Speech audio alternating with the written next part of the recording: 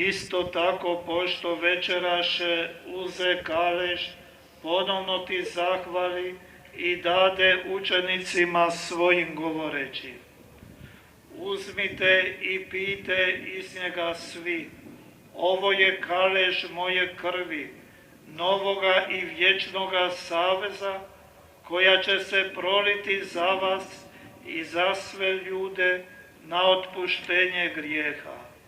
Ovo činite meni na spomen.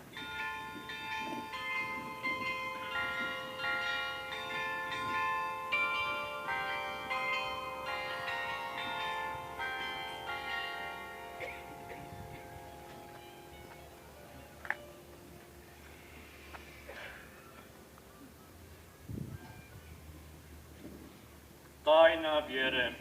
Tvoju smrt, Gospodine, navještamo, Tvoje uskrsnuće slavimo, Tvoj slavni dolazak iščekujemo.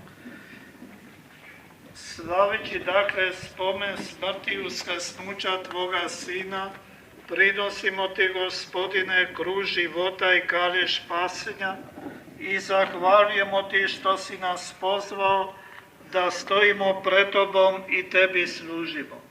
Smjerno Te molimo da nas, pričesnike tijela i krvi Kristove, Duh Sveti sabere u jednom.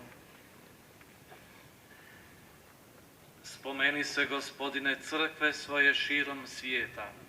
Usavrši u ljubavi zajedno s papom našim Franjom i biskupom našim Josipom i sveukupnim svećenstvom. Spomeni se i naše braće i sestara koji usnuše u nadi uskrsnuća i svih koji preminuše u Tvom smilovanju, privedi ih k svjetlu svoga lica. Molimo Te, smiluj se i svima nama, da zavrijedimo biti sudionici vječnoga života, s blaženom Bogorodicom, Djevicom Marijom, s blaženim Josipom, njezinim zaručnikom, s blaženim apostolima i svim svetima koji su živjeli u Tvojoj ljubavi, da Te hvalimo i slavimo po Isusu Kristu, Tvome Sinu.